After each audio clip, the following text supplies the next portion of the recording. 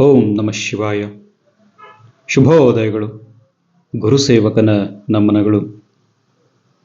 ಸದ್ಗುರು ಸಿದ್ಧಾರೂಢರ ಪಾದಾರವಿಂದಗಳಿಗೆ ಅನಂತ ಕೋಟಿ ನಮನಗಳು. ಬಂಧುಗಳೇ, ವ್ಯಕ್ತಿತ್ವ ವಿಕಸನಕ್ಕೂ ಆಧ್ಯಾತ್ಮಕ್ಕೂ ಏನು ಸಂಬಂಧ? ಯಾರಾದರೂ ಕೂಡ ಈ ಪ್ರಶ್ನೆಯನ್ನ ಎತ್ತಬಹುದು. ಎರಡಕ್ಕೂ ಕೂಡ ಅವಿನಾಭಾವ ಸಂಬಂಧವಿದೆ. ಒಬ್ಬ ವ್ಯಕ್ತಿ ತನ್ನ ಬದುಕಿನ ರೀತಿ ನೀತಿಗಳನ್ನು ಸರಿಯಾಗಿ ಇಟ್ಟುಕೊಳ್ಳದೆ, ಸಹಜೀವಿಗಳ ಜೊತೆಗೆ ಉತ್ತಮ ಸಂಬಂಧವನ್ನು ಇಟ್ಟುಕೊಳ್ಳದೆ ಆಧ್ಯಾತ್ಮವನ್ನು ಆಚರಿಸಿದರೆ ಅಥವಾ ಆಧ್ಯಾತ್ಮಿಕ ಜೀವನವನ್ನು ಮಾಡಿದರೆ ಅದರಿಂದ ಲಾಭವಂತೂ ಅವನಿಗೆ ಇಲ್ಲ, ಅದಕ್ಕಿಂತ ನಷ್ಟವೇ ಹೆಚ್ಚು. ಪುರಾಣ ಕಥೆಗಳಲ್ಲಿ ಬರುವ ಅಸುರಾದಿಗಳಲ್ಲಿ ಬಹುತೇಕರು ತಪೋನಿಷ್ಠರಾಗಿದ್ದರು. ಸಜ್ಜನ ಭಕ್ತರಿಂದಲೂ ಸಾಧ್ಯವಾಗದಷ್ಟು ಕಠಿಣವಾದಂತಹ ವ್ರತಗಳನ್ನು ಕೈಗೊಂಡು ದೀರ್ಘಕಾಲ ಧ್ಯಾನ ಜಪಗಳಲ್ಲಿ ತಮ್ಮನ್ನು ತಾವು ತೊಡಗಿಸಿಕೊಳ್ತಾ ಇದ್ರು. ಹಿರಣ್ಯಕಶಿಪು ಇದಕ್ಕೆ ಉತ್ತಮ ಉದಾಹರಣೆ. ಅದೇ ರೀತಿಯಾಗಿ ರಾವಣನು ಕೂಡ. ರಾವಣನ ಪಾತ್ರವಂತೂ ಅತಿರಂಜಿತವಾಗಿರುವಂತಹದ್ದು.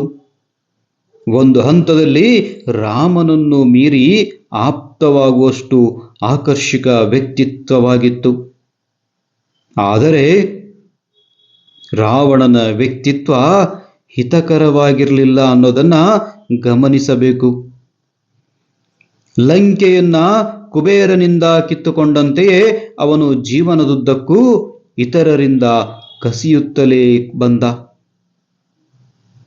ಕೊನೆಗೆ ಮತ್ತೊಬ್ಬರ ಹೆಂಡತಿಯನ್ನ ಅಪಹರಿಸುವ ದುಸ್ಸಾಹಸವನ್ನ ಮಾಡಿದ. ಮಹಾತಪಸ್ವಿ, ಶಿವಭಕ್ತ, ಮಾತೃಭಕ್ತನಾದ ರಾವಣನ ಪರಿ ಇಂಥದ್ದಾಗಿತ್ತು. ಇನ್ನು ಕರ್ಣನ ಉದಾಹರಣೆಯನ್ನೇ ನೋಡಿ. ಆತ ಮಹಾಪರಾಕ್ರಮಿಯಾಗಿದ್ದ, ಕೊಡುಗೈ ದಾನಿ, ದೈವ ಭಕ್ತನಾಗಿದ್ದ. ಆದರೆ ದುರ್ಯೋಧನಾದಿ ದುರ್ಜನರ ಸಹವಾಸದಿಂದ ಅವನ ವ್ಯಕ್ತಿತ್ವವೇ ಮಂಕಾಗಿ ಹೋಗಿತ್ತು. ಆತನ ಬದುಕು ಅವನತಿಯ ಹಾದಿಯನ್ನ ಹಿಡಿದಿತ್ತು. ಆತ ದುರ್ಯೋಧನನ ಗೆಳೆತನಕ್ಕಾಗಿ ತನ್ನ ಪ್ರಾಣವನ್ನೇ ಸಮರ್ಪಣ ಮಾಡುವಷ್ಟು ಭಾವವನ್ನು ಹೊಂದಿದ್ದ. ಆದರೆ ತನ್ನ ಸಮರ್ಪಣೆಗೆ ಆ ವ್ಯಕ್ತಿ ಅರ್ಹನೋ ಅಲ್ಲವೋ ಎಂದು ವಿಚಾರ ಮಾಡುವ ಗೋಜಿಗೆ ಹೋಗಲೇ ಇಲ್ಲ. ಸರಿ ತಪ್ಪುಗಳನ್ನು ಗುರುತಿಸುವುದು, ಸರಿಯಾದುದರ ಜೊತೆ ಇರುವುದು ಕೂಡ ಉತ್ತಮ ವ್ಯಕ್ತಿತ್ವದ ಭಾಗವೇ ಆಗಿದೆ. ತಪ್ಪು ದಾರಿಯಲ್ಲಿರುವವರನ್ನ ಸೆಳೆದು ಸರಿ ದಾರಿಗೆ ಹಚ್ಚುವ ಸಾಮರ್ಥ್ಯ ಇದ್ದರಷ್ಟೇ ದುರ್ಜನರ ಸಂಘಕ್ಕೆ ಸಾಹಸ ಪಡಬಹುದು. ಅದಿಲ್ಲವಾದರೆ ನಾವು ಅವರ ಹಾದಿಯನ್ನೇ ಹಿಡಿದು ಬಿಡುವ ಅಪಾಯವೂ ಕೂಡ ಇರುತ್ತೆ. ಕರ್ಣ ಎದುರಿಸಲಾಗದೆ ಸೋತ. ಅಪಾಯವೂ ಕೂಡ ಇದೇ ಆಗಿತ್ತು. ವ್ಯಕ್ತಿತ್ವ ವಿಕಸನ ಅಂದ್ರೆ ಏನು? ಅದನ್ನ ಕಂಡುಕೊಳ್ಳೋದು ಹೇಗೆ? ಇತ್ಯಾದಿ ಪ್ರಶ್ನೆಗಳು ಉದ್ಭವವಾಗ್ತವೆ. ಒಬ್ಬ ವ್ಯಕ್ತಿ ವಿಕಸಿತನಾಗಿದ್ದಾನೆಯೋ ಅಥವಾ ಸಂಕುಚಿತ ಮನೋಭಾವ ಹೊಂದಿದ್ದಾನೆಯೋ ಎಂದು ಅರಿಯುವುದು ಕಷ್ಟದ ಕೆಲಸವೇನಲ್ಲ. ಯಾರು ತಮ್ಮ ನಡೆನುಡಿಯಲ್ಲಿ ನೆರವಾಗಿರುವುದಿಲ್ಲವೋ, ಸ್ವಂತದ ಬಲದಲ್ಲಿ ನಂಬಿಕೆ ಇಟ್ಟುಕೊಂಡಿರುವುದಿಲ್ಲವೋ, ಸದಾ ಅವರಿವರ ವಿಷಯವನ್ನು ಹರಟುತ್ತಾ ಸಮಯ ಹಾಳು ಮಾಡುವರೋ, ವಿಧ್ವಂಸಕ ಕೆಲಸಗಳಲ್ಲಿ ಆಸಕ್ತರಾಗಿರುವರೋ ಅವರು ಸಂಕುಚಿತ ಮನೋಭಾವದವರು. ಇನ್ನೂ ಕೆಲವೊಮ್ಮೆ ಅಂಥವರು ವ್ಯಕ್ತಿತ್ವಹೀನರೇ ಆಗಿಬಿಟ್ಟಿರ್ತಾರೆ. ಅವರಿಗೆ ತಮ್ಮದೇ ಆದ ಮೌಲ್ಯಗಳಾಗಲಿ ಧ್ಯೇಯಗಳಾಗಲಿ ಇರುವುದೇ ಇಲ್ಲ. ಆದರೆ ಸತ್ಯ ಏನಂದ್ರೆ ಒಬ್ಬ ವ್ಯಕ್ತಿಯಲ್ಲಿ ಅವೆಲ್ಲವೂ ಇರ್ತವೆ. ಮೌಲ್ಯ, ಧ್ಯೇಯಗಳು, ಸಜ್ಜನಿಕೆ, ದಯೆ, ನೇರವಂತಿಕೆಗಳೆಲ್ಲವೂ ಇರ್ತವೆ. ಆದರೆ ತನ್ನೊಳಗೆ ಅವೆಲ್ಲವೂ ಇವೆ ಎಂಬ ಅರಿವಿನ ಕೊರತೆಯೂ ಅಷ್ಟೇ ಪ್ರಮಾಣದಲ್ಲಿ ಇರುತ್ತದೆ ಎನ್ನುವುದೇ ಅತಿ ದೊಡ್ಡ ಸಮಸ್ಯೆ. ಈ ಅರಿವಿನ ಕೊರತೆಯೇ ಅವರನ್ನ ತಮ್ಮ ಸುತ್ತಲಿನ ಸಮಸ್ಯೆಗಳಿಗೆ ಅಥವಾ ಸವಾಲುಗಳಿಗೆ ತಪ್ಪು ದಾರಿಯಿಂದ ಪ್ರತಿಕ್ರಿಯಿಸುವಂತೆ ಪ್ರೇರೇಪಣೆಯನ್ನ ನೀಡುತ್ತೆ. ಈ ಅರಿವಿನ ಕೊರತೆಯೇ ವ್ಯಕ್ತಿಯನ್ನ ಮುರುಟಿಸಿ ಹಾಕಿಬಿಡುತ್ತೆ.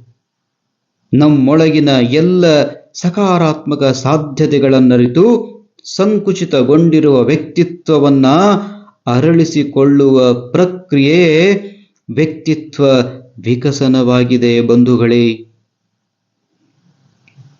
ವ್ಯಕ್ತಿತ್ವ ವಿಕಸನವಿಲ್ಲದೆ ಆತ್ಮದ ವಿಕಸನ ಸಾಧ್ಯವಾಗುವುದಿಲ್ಲ.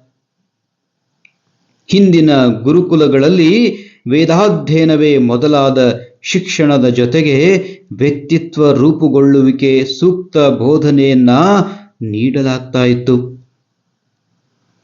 ಅವುಗಳ ಉಲ್ಲೇಖಗಳನ್ನ ಪ್ರಾಚೀನ ಸಾಹಿತ್ಯದಲ್ಲಿ ನಾವು ನೋಡಬಹುದು. ಪಂಚತಂತ್ರ, ಹಿತೋಪದೇಶ ಮೊದಲಾದ ಮಾರ್ಗದರ್ಶಕ ಕೃತಿಗಳಲ್ಲೂ ವ್ಯಕ್ತಿತ್ವ ವಿಕಸನಕ್ಕೆ ಮಹತ್ವ ನೀಡಿರುವುದನ್ನ ನಾವು ಕಾಣಬಹುದು.